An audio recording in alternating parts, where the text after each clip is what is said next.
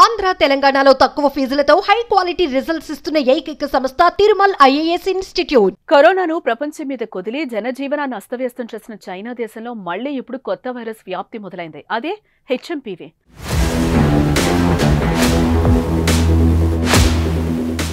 ఈ వైరస్ వ్యాప్తి అధికంగా ఉండడంతో చైనాలో మరోసారి ప్రజలు ఆసుపత్రులు పాలవుతున్నారు. బీజింగ్, తింజిన్, హెబీ, షాంగ్జీలో ఎక్కువ కేసులు నమోదవుతున్నాయట.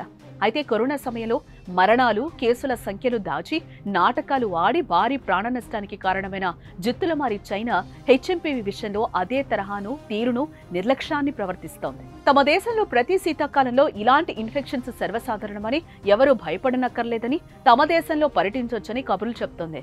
ఇప్పటి వరకు ఎన్ని కేసులు నమోదయ్యాయో చైనా డేటా రిలీజ్ చేయలేదు. కోవిడ్ తొలినాళ్లలో కూడా ఇవే మాటలతో ప్రపంచాన్ని చైనా మభ్యపెట్టిన విషయం మనకు తెలిసిందే. తర్వాత ఏం జరిగిందో కూడా మనం చూసాం. అందుకే చైనా మాటలను నమ్మని ఇతర దేశాలు ముందుగానే అప్రమత్తమవుతున్నాయి. అక్కడి పరిస్థితి దారుణంగా ఉన్నట్టు అంచనాలకు వచ్చాయి. కరోనా అనుభవాల దృష్ట్యా తగు జాగ్రత్తలు పాటిస్తున్నాయి.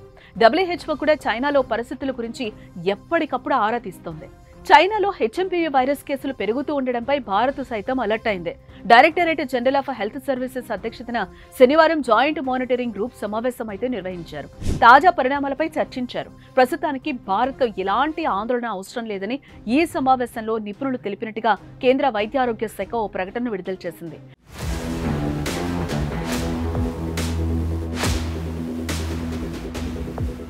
ముందస్తు చర్యల్లో భాగంగా ఇప్పటికే పలు చోట్ల ఆర్ఎస్ఐ, హెచ్ఎంపీవీ వంటి పరీక్షలు చేస్తున్నట్లుగా ఆరోగ్య శాఖ వెల్లడించింది.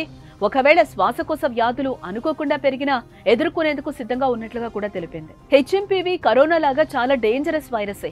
ఈ వైరస్ లక్షణాలు కూడా ఫ్లూ, ఇతర శ్వాసకోశ ఇన్ఫెక్షన్ల మాదిరిగానే ఉంటాయని వైద్య నిపుణులు వెల్లడిస్తున్నారు. దగ్గు, జ్వరం, ముక్కు దిబ్బడగా అనిపించడం, శ్వాస తీసుకోవడంలో ఇబ్బంది వంటి లక్షణాలు కనిపిస్తాయని తెలిపారు. వైరస్ తీవ్రత ఎక్కువగా ఉన్న వారిలో బ్రాంకైటిస్, నిమోనియాకు దారితీసే అవకాశం ఉంటుందని కూడా అంటున్నారు. వ్యాధి లక్షణాలు బయటకు కనిపించకుండా 3 నుంచి 6 రోజులు పడుతుందని చెప్తున్నారు.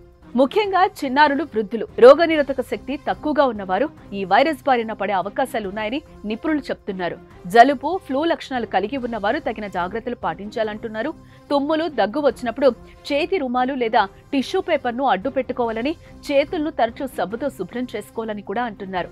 కరచాలనం చేయటం, జబ్బు చేసిన వారి దగ్గరకు వెళ్లటం, కళ్ళు, ముక్కును తరచూ తాకడం, బహిరంగ ప్రదేశాల్లో ఉమ్మివేయడం చేయకూడదని, వైద్యులను సంప్రదించకుండా మందులు వాడకూడదని వైద్యులు వెల్లడిస్తున్నారు.